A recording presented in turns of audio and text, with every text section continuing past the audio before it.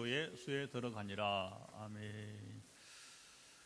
예, 우리 사도행전 이야기 두 번째 시간입니다. 예수님이 승천하시고 천사들이 나타나 주님은 너희가 본 그대로 감람산에서 이제 제 아들이 이제 승천하시는 주님을 보게 되는데 너희가 본 그대로 다시 오실 것이라 이렇게 말했습니다. 주님 승천하신 곳은 12절 보니까 감람원이라는 산, 감람산이죠. 올리브산입니다. 예루살렘의 동편에 있어서 이제 기도른 신을 건너가 바로 이제 산이 하나 있는데 그리 큰 산은 아니에요. 거기에 이제 주로 예로부터 지금도 이 감람나무, 그러니까 올리브 나무가 이제 무성이 아주 많이 자라 있어요. 사람들이 쉬기에도 좋고 또 감람산 또 자라기는 공동묘지가 있어요. 아주 이렇게 양지 바르고 그리고 또 예루살렘을 아주 잘 볼 수 있는 그런 동산이기도 합니다. 그곳에서 제자들이 주님을 이제 승천하신 주님을 이제 환송하고 그리고 주님이 당부하신 말씀을 따라 1km 정도 떨어진 예루살렘으로 돌아왔어요. 그 성경은 이제 안식일에 갈 만큼 유대인들이 이제 그게 성경이 정한 게 아닌데 유대인들이 자기네들 이제 관습으로 안식일에는 이제 일을 하면 안 되니까 그들에게는 걷는 것도 일로 여기고 되게 이제 한 1km 사실 정확히 말하면 한 800m 정도 2000규빗입니다. 2000규빗. 되게 800m 정도 이내에만 걷도록 이렇게 또 이렇게 하게 되었어요. 예루살렘을 떠나지 않고 제 아들이 마음을 같이하여 오로지 기도에 힘쓰게 되었습니다. 14절 보면 이때 모인 제자들은 11 우리 사도들 그리고 그동안 주님과 함께 이렇게 동행했던 여제자들, 성경 보면 마리아라는 이름이 여러 명 나오잖아요. 그렇죠? 비단 성모 마리아만 아니라 여러 마리아들, 여성 우리 제자들, 그리고 더불어 주님의 동생들도 이 자리에 있었습니다. 주님의 공생의 초기에 보면 가족들이 주님을 향해서 뭐라 했어요? 아이고 우리 형이 미쳤다 이렇게. 마가복음 3장 21절 보면 예수님의 가족들은 주님이 30세가 되어서 이제 가정을 떠나서 출가한 거죠. 가출을 해서 혼자 이렇게 사시는데 제자들을 모아서 공생애를 사시는 그 모습을 보면서 이제 오해를 했던 거예요. 왜 저렇게 사냐 인생을 이렇게 그 표현이 조금 과해서 이제 우리 형이 미쳤다 뭐 이렇게 이제 표현이 된 것이죠. 그렇게 했던 그들이 주님이 십자가 지시고 부활하시고 그리고 승천하신 후에 여기 다른 제자들과 함께 있었던 놀라운 모습을 볼 수 있어요. 그들이 주님에 대한 오해를 풀고 되게 이제 부활하신 주님 만난 다음에 정말 주님이 누구이신가 그들이 바로 이제 알았던 것 같습니다. 주님의 동생들 가운데에는 우리 성경에 야고보서를 쓴 이제 야고보와 유다서를 쓴 유다. 그래서 이 두 사람이 주님의 동생들이었습니다. 오늘 본문에서 제자들의 모습은 참 놀라운 변화를 보여줍니다. 아직 성령이 임하기 전에 있었던 약간의 변화라 볼 수 있습니다. 그들이 아무도 여기 이견을 말하지 않고 예수님이 말씀하신 대로 예루살렘을 강조하죠. 예수님이 누가복음 마지막에 우리 지난주에 사도행전 또 다시 주님이 강조하죠. 예루살렘을 떠나지 말라. 한 곳에 모여 있으라. 성령이 강림하실 때까지 그들이 마음을 같이 오로지 기도에 힘쓰면서 성령 강림을 기다리게 되었습니다. 부활하신 주님 만난 후 변화의 시작입니다. 저는 이제 수요일부터 이 말씀을 준비했는데 이 말씀을 수요일부터 계속 이제 묵상하면서 여호수아 시대의 이스라엘 모습이 생각이 났습니다. 모세와 함께 40년을 이스라엘 백성들이 광야의 여러분 이제 험악한 상황에서 방랑을 하죠. 그러나 그들의 40년 생애는 정말 아주 미성숙한 모습을 보였습니다. 왜 그랬을까요? 그들이 애굽에서 그들 조상 대대로 한 400년을 그냥 요셉이 죽은 다음에 요셉을 모르는 왕들이 나타나면서부터 하루아침에 그들이 이제 노예로 전락해버려요. 그러니까 여러분 대대로 이게 중요합니다. 대대로 그들이 노예 생활을 해왔기 때문에 그 몸에 아주 깊이 여러분 뭐가 있냐면 노예 근성이 늘 남아 있었어요.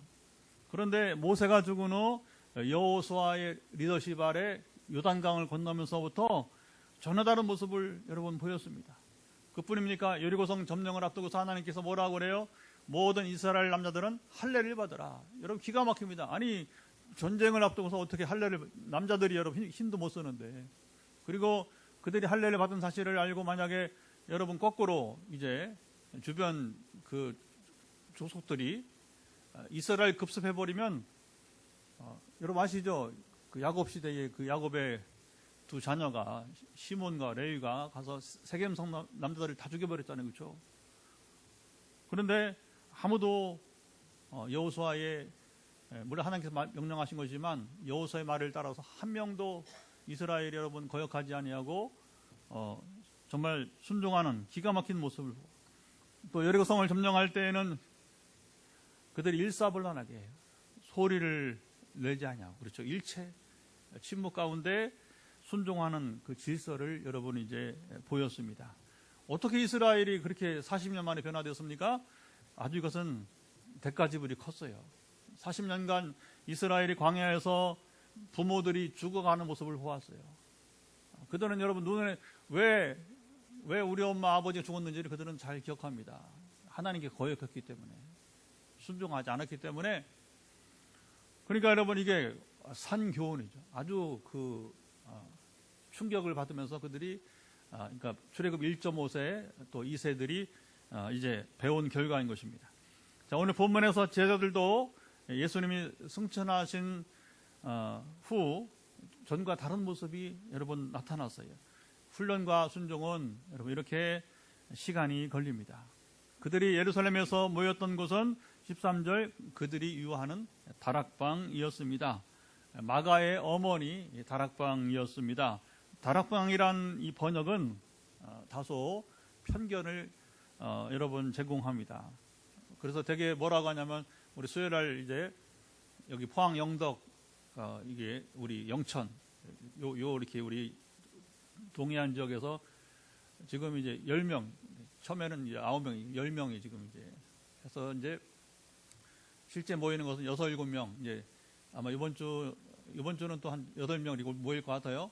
근데 어쨌든 함께 모여서 이제 이렇게 공부를 하고 하는데 질문을 합니다.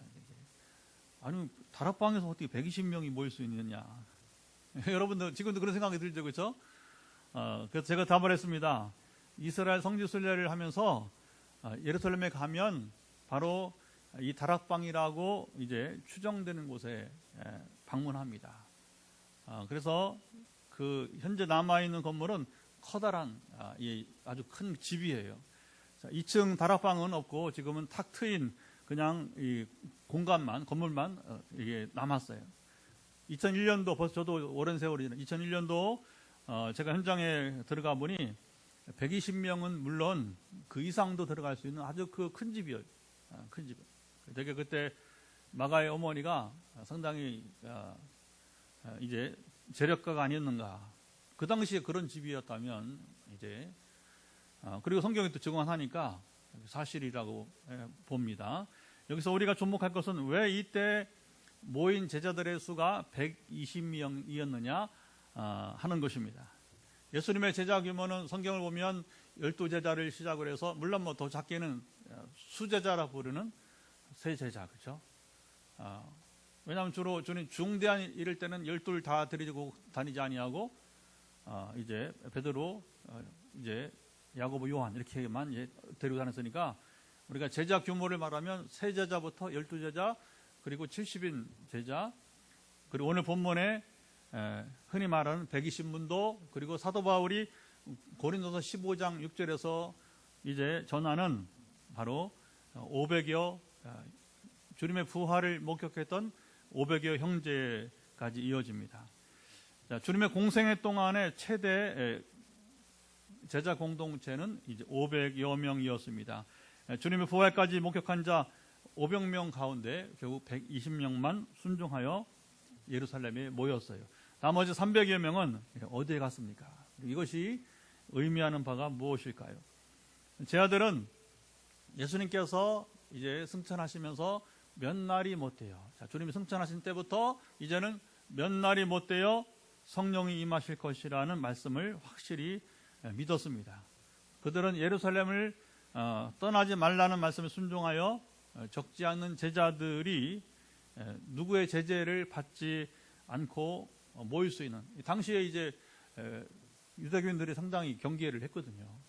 그러니까 뭐 어느 공개된 장소에 가면 이게 모임이 방해를 받겠죠, 그죠? 박해를 받으니까.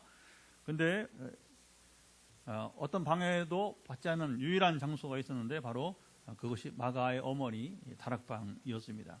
제 아들은 오로지 기도에 힘쓰며 주님이 약속하신 성령을 기다렸습니다. 그들이 기도하던 중 베드로가 일어나서 이제 말합니다. 자, 16절을 한번 읽어볼까요? 자, 베드로가 뭐라고 말하는지 한번 읽어보죠. 형제들아, 성령이 다윗의 입을 통하여 예수 잡는 자들의 길잡이가 된 유다를 가리켜 미리 말씀하신 성경이 응하였으니 마땅하도다. 자, 오늘 우리는 성경의 앞뒤를 다 알아요. 그렇죠? 우리는 복음서를 사복음서가 있기 때문에, 그래서 유다가 누구인지, 유다의 정체성을 잘 알고 있습니다만, 당시 제 아들은 유다의 정체성을 확실히 파악하지 못했습니다. 예수님이 십자가를 앞에 두고 성목요일 저녁에 제 아들과 만찬을, 우리가 흔히 말하는 이제 최후의 만찬이고, 그때 이제 주님이 성찬식을 제 아들과 나눴어요. 자, 이때 주님이 12제자 중 하나가, 자, 너희들 중, 그러니까 여기 12명이 지금 다 있어요. 최후 만찬 가운데 여기 너희 중 한 명이 나를 배반할 자가 있다. 주님이 때로는요 아주 무섭습니다. 아주 그냥 직언을 그냥 분명하게 하시는 거예요. 그러면서 이제 그러니까 제 아들이 깜짝 놀라는 거죠. 아니 누가 주님을 배반하냐. 그러니까 제 아들이 걱정되니까 뭐라고 하냐면 나는 아니죠 이렇게. 한 사람이 그런 게 아니라 몇 사람이 그랬던 것 같아요. 나는 아니죠. 그때 주님은 또 이제 뭐라고 하냐면 이제 나와 함께 그릇에 손을 넣는 그 사람이. 그러니까 이 빵을 먹고 그 다음에 이제 포도주를 나누는데 이 빵을 같이 먹는 12명 이렇게 보면 이제 되게 이렇게 둘러 앉았을 거예요. 근데 이제 그 최후의 만찬으로 나와 있는 그림은 이렇게 한쪽으로 있잖아요. 그건 잘못된 겁니다. 그건 잘못된 그림이에요.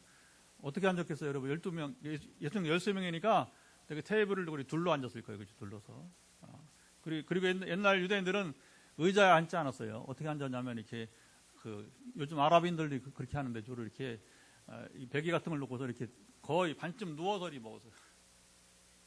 그러니까 되게 두세 명이 한 빵 그릇을 사용했다 보게 되는 거죠. 그러니까 예수님 가까이 있던 한 제자 중에서, 그러니까 나와 함께 손을 이 빵그릇에 손을 넣는 그 사람이 바로 나를 팔 사람이다. 나는 성경에 기록된 대로 죽지만, 쉬운 성경 번역에 나를 파는 사람에게는 불행이 닥칠 것이다. 그 사람은 차라리 나지 않았더라면 좋았을 것이다. 아이고, 예수님이 그냥 전곡을 지르는, 그냥 그대로 숨김없이 말씀했습니다. 그때 유다도 뭐라고 하냐면 선생님 저입니까? 하고, 이것도 신비해요. 자기가 보통 주님을 배반한다면 뭡니까? 그냥 딱 입 다물고 있을 텐데 어떻게 여기서 감히 주님 앞에서, 주님이 모른다고 생각했겠어요, 그죠? 그런데 감히 선생님 저입니까? 하고 물었고, 예수님은 그렇다 이렇게 주님이 또 대답을 하셨어요. 예수님은 사실 진리에 대해서는 누구에게든지 망설이지 않고 답을 하셨어요. 가령 마지막 대제사장이 주님을 신문합니다. 그때 이제 뭐 신문을 해도 뭐 이게 뭐 통하지 않으니까, 근데 이제 아마 하나님께서 이 대제사장에게 지혜를 줬던 것 같아요. 그럼 네가 그리스도냐? 이렇게 갑자기 물어보는 거예요. 네가 메시아냐? 이렇게. 주님은 이것을 자기가 그리스도다, 메시아라는 사실을 인정해버리면 죽는 거예요, 이제. 근데 주님은 자기가 죽을 줄 아시면서도 사실, 진리에 대해서는 부정하지 않으시고 내 말이 맞다. 그래서 결국은 이제 대제사장이 걸렸다, 이렇게 이제 잡았다는 거지. 예수 너 죽었다, 이렇게 해서 결국은 이제 십자가에 죽으시게 되었던 것입니다. 사도 요한은 유다가 주님께 빵 조각을 받은 후 사탄이 그 속에 들어갔다고 이제 말했습니다. 요한복음 13장 27절. 주님이 유다에게 내가 하는 일을 속히 하라고 말씀하셨어요. 유다가 이제 밖으로 나가니까 예수님 뭐예요? 나가서 이제 날 팔으라는 거죠. 유대 종교인들에게. 자, 유다가 밖으로 나가자 제자들은 전혀 지금 무슨 일이 몰라요, 상황을. 그러니까 아마 유다가 재정을 담당했으니까 우리가 필요한 것을 주님이 뭔가 사오라고 지금 이제 말씀하신 것으로, 이렇게 그래서 유다가 나간 것으로 이렇게 생각을 했습니다. 아니면 가난한 자들에게 무엇을 좀 주고 오라고 이렇게 자기들은 모르고 재정 담당이니까 예수님이 유다에게 그렇게 말씀하신 것으로 여겼습니다. 사도들이 이때는 유다의 정체를 몰랐지만, 그러나 이제 십자가 그리고 부활 그리고 유다가 또 자살까지 했어요. 그렇죠? 그래서 이제 이 상황에서는 이제 그 정체성을 알아차린 것입니다. 유다는 베드로처럼 회개하지 않고 자살을 선택했습니다. 여러분, 제가 이렇게 표현하는 의미가 있습니다. 자살을 그가 선택이에요. 그래서 요즘도 이제 자살을 뭐라고 하냐면 극단적 선택이라고. 자기 선택이에요, 자기 선택. 누가 대신할 수 없어요. 본인의 선택이기 때문에 참 이제 가슴 아픈 상황이 나오는 것이죠. 베드로는 유다 이야기를 꺼내며 이 일은 시편 69편 25절 그리고 109편 8절 말씀이 이루어진 것이라고 선언했어요. 베드로가 성령에 충만하여 정확하게 성경을 인용하여서 설명했던 것입니다. 베드로는 이때만 아니라 우리 다음 주에 또 성령의 강림하면서 막 혼란스럽잖아요, 그렇죠? 근데 그때 성령이 충만하니까 성령이 그 말씀을 알게 하신 거예요. 그래서 정확하게 구약 성경을 인용하면서 당황하지 마라, 놀라지 말라. 이런 이미 요엘의 2장에서 정확하게 참 놀라운 이제 상황이 벌어집니다. 하나님이 베드로를 쓰신 것입니다. 그래서 우리도 여러분 하나님 쓰임 받은 삶이 들면 걱정하지 마세요. 예수님 약속해서 너희가 무슨 말을 할지 걱정하지 마라. 공에 잡혀가면, 그러니까 복음에 대해서 말할 때 걱정하지 마라. 내가 너에게 너희 입에 말을 주리라. 할렐루야. 저도 선교지 가서 많이 경험합니다. 그 경험을.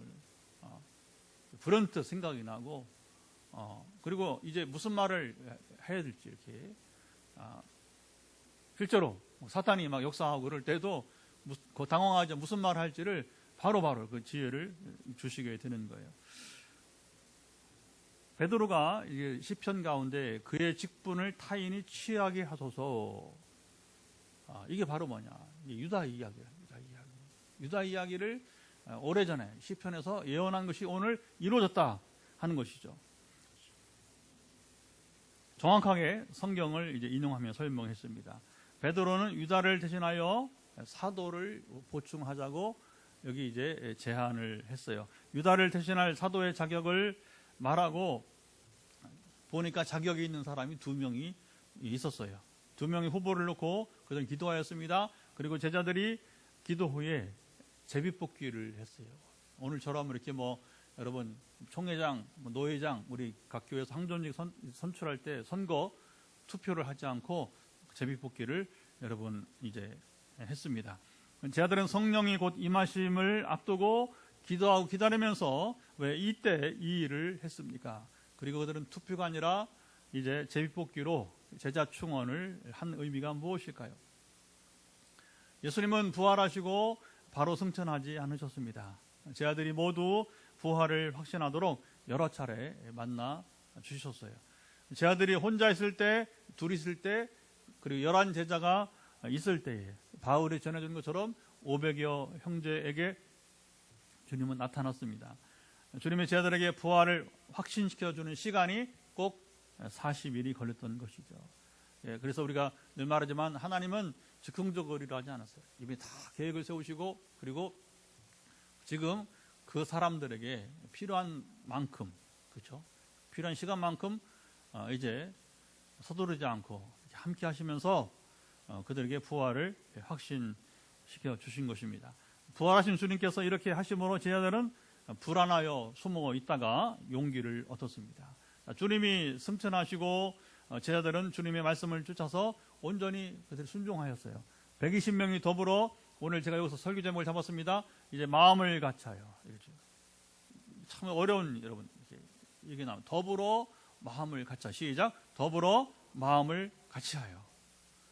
우리가 여러분 믿음 생활하면서 이게 참 어려운 거예요. 더불어 마음을 같이 한다는 게 어려운 거예요. 성령이 임하기 전에 그들은 성령의 강림을 기대하면서 그들이 더불어 마음을 같이 하여 오로지 기도에 힘썼습니다. 자, 120명 가운데는 11 제자들은 물론 여제자들, 예수님의 동생들도 있었습니다. 나머지는 우리가 전혀 알지 못하는 사람들도 100명 이상이 여러분 되었습니다. 여기서 한 가지 궁금한 사항이 생깁니다. 자, 부활하신 주님을 만나고 제자들은 모두 성령이 임하실 때까지, 자, 이게 누가복음에서 말하고 또 지금 지난주 나왔지만 사도행전도 말씀하시고 예루살렘을 떠나지 말라는 주님 말씀을 그들은 다 들었을 거예요. 하지만 주님 말씀을 쫓아서 예루살렘에 모인 제자들은 500여 명이 아니고 120명 뿐이었습니다. 나머지 380명은 어디에 있었을까요? 자, 어느 주석을 보니까, 자, 이제 해석이 분분하다는 얘기입니다. 잘 들어보세요. 첫째 해석은 뭐냐면, 제자들 대부분이 이제 갈릴리 중심으로 살았기 때문에 나머지 제자들은 이제 예루살렘까지 그들이 이제 오지 못했을 것이다. 이렇게 이제 추정을 하는 것입니다. 어떤 이들은 사도 바울이 말한 500의 형제라고 하는 것은 바로 바울처럼 부활하신 예수님이 영적인 눈을 들어서 이제 부활을 알게 한 사람들이다, 이렇게 해석을 하기도 해요. 소위 영적 해석하는 사람들입니다. 조금 위험합니다, 이런 해석은. 또 다른 주석가들은 성경에서 숫자는 중요하지 않다. 120은 12의 10배로서 완전수를 의미한다. 숫자를 가지고 이제 수비학이라고, 뉴머럴러지, 숫자를 가지고 뭐냐면 이제 상징적으로 이렇게, 그래서 이제 흔히 유대인들이 7자를 좋아한다. 12, 이런 게 뭐냐면 완전수거든요. 7, 12. 그리고 이제 3이 이제 하늘의 숫자고 4가 땅의 숫자인데, 3과 하늘과 땅이 더해지면 7이 되고, 뭐 이렇게 이제 곱하면 12가 되고, 뭐 이렇게 말을 해요. 그래서 이제 이런 수비학적으로 이제 그래 꼭 정확한 숫자가 아니라 이렇게 그 수비학적으로 이렇게 기록을 한 것이다, 해석을 하기도 합니다. 자, 이런 주석이나 해석을 보면 역사를 뭐냐면 긍정적으로 보려고 하는 이들의 노력인 것으로 보입니다. 그러나 우리는 좀 냉철해질 필요가, 때로는 냉철해질 필요가 있어요. 부활하신 주님을 만났던 사람들 상당수가, 자, 여기 이제 우리 이걸 인정해야 돼요. 어떤 형편에 있었든지 간에 주님으로 마지막 당부하신 가장 중요한 일을 우선순위로 여기지 않았어요. 이런 일은 어느 시대나 반복되는 일입니다. 사람들이 100% 순종하는 것을 기대하는 것은 참 심히 어려운 일이에요. 부활하신 예수님의 말씀을 쫓아 순종한 제자들이 120명이었습니다. 성경은 이것을 나타내는 것이죠. 결국에 하나님은 언제든지 순종하는 자들에게 기회를 주시고 사용하십니다. 오늘 우리도 하나님이 쓰시는 사람이 되려면 뭐 해야 돼요? 순종하면 됩니다. 그래서 무슨 말이 나오냐면, 우리 제자 훈련할 때 순종하면 하나님이 우리를 만들어 쓰신다. 시작. 순종하면 하나님이 만들어 쓰신다. 이게 굉장히 중요한 말이에요. 하나님께 쓰임은 받고 싶은데 순종하지 않는다면 아무 소용 없는 거예요. 그냥 이율배반인 것입니다. 제자들은 예수님이 약속하신 성령님의 강림을 기다리면서 오로지 기도에 힘썼습니다. 하지만 그들은 기도만 하지 않았어요. 중요한 일을 행했습니다. 바로 가룟 유다를 대신할 사도를 충원했어요. 성령이 강림하시면 성령께서 제자들을 이제 이렇게 인도하시고 그리고 행하실 일들이 많았지만 제자들은 스스로 할 일을 미루지 않았습니다. 그들이 귀한 본을 보여주었습니다. 부활하신 예수님을 만나고 그들이 변화되고 그야말로 제자다운 모습을 이제 점차 보여주었어요. 과거에는 안 그랬어요. 아까 제가 그 모세와 함께했던 이스라엘 백성과 비교를 하잖아요. 지금 그렇죠? 어떻게 보면 이 예수님 부활 이전의 제자들은 정말 광야 이스라엘과 같은 모습이에요. 하지만 부활하신 주님 만난 다음에 이 제자들은 점차 변화가 일어나요. 그 여호수아와 함께했던 그 초기에 이스라엘 백성들이 뭐냐? 정신을 차리고 그 질서 있고 여러분 아주 성숙한 모습을 보여주듯이 마찬가지인 것입니다. 그들은 제자 충원을 하면서 무리하게 투표를 하지 않았습니다. 여러분 투표는 항상 사람의 마음을 상하게 해요. 그렇죠? 누구든지 상처를 받기 마련이에요.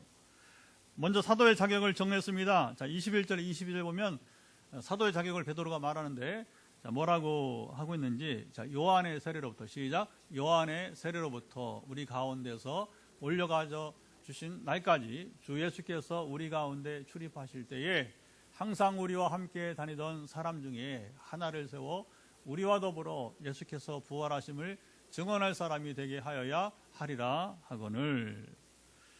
자, 사도는 주님의 공생에서 제자들과 함께 동행한 자라야 했습니다. 언제부터?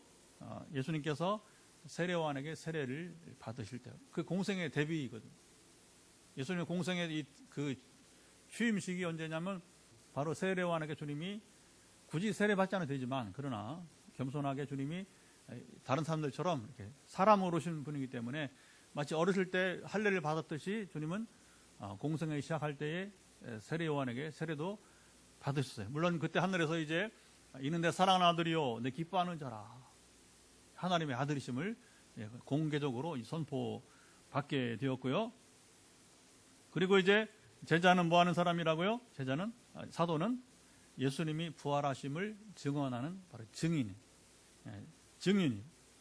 근데 자, 그러니까 이건 상당히 좁혀지는 거죠. 그렇죠? 왜냐하면, 공생의 데뷔 때부터 이 주님의 공생에 함께 했던 사람이라 되니까, 보니까 두 명이 자격을 갖춘 사람이 있었습니다. 주님께서 이 둘 가운데 하나를 선택해 주시도록 그들이 기도했어요. 그들은 간절히 기도하고 그리고 제비를 뽑았습니다. 제비 뽑기는 구약 성경의 구약 시대에 가끔 나타났던 방법입니다. 참 좋은 방법인 것 같아요. 논란이 있습니다. 이것이 과연 성경적인 방법이냐 아니냐는 아까 이제 이 380명에 대한 논의처럼 이제 이것도 논란이 있습니다. 하지만 이 방법이 되게 좋다고 이렇게 좋은 방법이라고 인정을 받고 있습니다. 일정 자격을 갖춘 사람들을 후보로 발표하고 아니 장로를 뽑는다. 그러면 장로의 자격 우리 헌법이 있잖아요, 그렇죠? 장로의 자격 갖춘 사람 또는 이제 권사나 그 안수집사 자격 갖춘 사람이 있어요. 그러면 그 사람들을 이렇게 이제 발표하고 모든 사람을 다 일꾼으로 삼을 수 없으니까 교회가 정한 대로 몇 명을 정해놓고 이렇게 제비뽑기를 이제 하면 되는 것이죠. 자, 그러면 현대 교회처럼 선거운동을 할 필요도 여러분 없고요. 이런 게 되게 뭐냐면 우리나라만 과열 교회 정치는 좀 다르지만 교회 일꾼 선출한다 우리나라만 이렇게 과열되는 모습을 보는 것 같아요. 제가 이제 미국이나 호주에 가보니까 그들은 서로 안 하려고 그래. 왜? 교회 직분자가 뭐 하는 거예요? 섬기는 일이니까 나 시간 없다. 나 십자가 지기 싫다는 서로 안 하려고 하는 거예요. 우리나라는 이게 어떤 그런 섬긴 일이라고 마치 뭐 자기가 어떤 권리를 권리를 이렇게 말하자면 이제 권세를 부리는 것처럼 생각을 해가지고서는 그러니까 이 한국계 문제가 많이 생기는 거예요. 보면 이제 총회장 선거하면 얼마나 여러분 문제가 생깁니까? 그리고 노회장 또 마찬가지고 황준직 직분자. 예. 자, 사람들이 욕심이 있어서 이게 재입복귀를 수용을 안 하는 거예요. 그렇죠? 서로 하고 싶으니까 서로 하고 싶으니까 거기서부터 이게 좀 갈등이 생기는 것이죠. 제자들은 이 일을 행하고 성령의 강림을 기다리며 계속해서 그들이 기도에 힘썼습니다. 예수님은 제자들이 여러 가지 미숙한 모습에도 불구하고 그들을 끝까지 가르치셨습니다. 성령이 강림하시기 전까지 제자들이 어떻게 해야 하는지까지 유언으로 남기시고 승천하셨어요. 천방지축이었던 제자들이 주님이 승천하신 후 주님 말씀을 쫓아서 이제 순종하였습니다. 오늘 본문은 이것을 전해줍니다. 주님의 제자 양성은 주님이 십자가를 지실 때까지만 하더라도 완전 실패한 것처럼 보였습니다. 과연 그 예수는 3년 동안 제자 양성 했는데 뭐 한 거야? 도대체 이게 눈에 보이는 거 없잖아요. 눈에 보이는 열매가 12 사도 가운데 가룟 유다는 스승이신 주님을 배반하고 겨우 은 30에 요즘 말로 수십억도 아니고 몇만 원에 가령 그런 거예요. 몇만 원에 여러분 이제 주님을 유대 종교인들에게 이제 팔아버리고 말았어요. 유다가 잘못된 판단이었던 거죠. 자기가 기대한 예수가 아니었다는 거예요. 그러니까 이제 왜냐하면 유다는 현실주의자니까. 근데 예수님 죽으려고만 하고 이제 그러니까 희생제물 드리려고 하니까 자기가 생각했던 이게 예수상이 아니니까 거기에 이제 감정적으로 확 이게 잘못된 판단이 된 것이죠. 그리고서 이제 뒤에 예수님이 이제 넘긴 다음에 거꾸로 이제 자기가 후회가 돼가지고 그렇죠. 돈을 다시 갖다 주고서 근데 이제 거기서 현실은 비참한 겁니다. 한번 배반하면 그게 우리랑 무슨 상관이 있느냐. 사단이 원래 사단이 그래요. 사단이 악역을 하게 해놓고서 뭐냐면 잘못하잖아요 우리가. 그러면 사단이 뭐라고 하냐면 그게 나랑 무슨 상관이 있는데 이렇게 돼버려요. 속지 마세요. 사단은 죄를 범하게 하고 이건 제가 제 얘기가 아니라 뭐냐면 교도소의 살인자들이 여러분 이제 고백하는 겁니다. 그게 뭐라고 하냐면 사단이 이제 소리가 들린다는 거예요. 사람을 죽이라고 칼 있으면 칼로 찌르라고 하고 아니면 사람을 밀어서 떨어뜨리라고 하고 그 상황에 따라서 총을 가지고 쏘라고 하고 이제 근데 실제로 얼떨결에 여러분 이제 칼부림 한다든지 가령 이제 그러면 안 되겠지만 그렇게 해서 사람을 죽였단 말이에요. 그다음에 뭐냐면 사단이 뭐라고 속삭이냐면 완전히 정죄하는 거예요. 너는 죽일 놈이라고. 너 사람 죽였잖아 하면서 아니 사람을 악역을 하게 해놓고 그다음에는 뭐냐면 오히려 정죄한다는 거예요. 그 천하에 몹쓸 존재가 누군지 아십니까? 사단입니다. 아무 유익이 없어요. 아무 유익이. 왜? 유대 종교도 마찬가지예요. 근데 사탄에 예수님이 아시잖아요. 뭐라고 너희 아버지는 사탄이라고 했잖아요. 마귀, 예? 너희 아비 마귀라고 말하잖아요. 그러니까 유다가 이제 그때 이제 뒤늦게 깨닫고 이게 선택이 이제 자기 베드로처럼 차라리 회개하고 용서를 구했으면 괜찮은데 그러지 않고 유다는 이렇게 결국에는 잘못된 선택을 해버렸어요. 수제자 베드로는 주님이 신문 당하시는 곳까지는 가서 주님이 어떻게 되는지는 노심초사 보았습니다. 그건 수제자 모습이에요.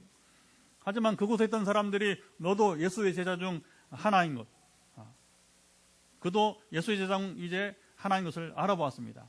너도 그들 중 하나라고 묻자 베드로는 나는 그런 사람이 아니라고 부인했습니다. 한 번, 두 번. 그리고 세 번째는 어떻게 합니까? 주님의 이름을 저주하면서까지 나는 그를 모른다 이렇게 부인하고 말았습니다. 주님은 이러한 제자를 포기하지 않고 부활하신 후에 다시 만나 주셨습니다. 베드로에게 두 번째 기회를 주었어요. 그러면서 뭐라고 하십니까? 이제 그게 승천하기 직전인데 너는 나를 사랑하느냐?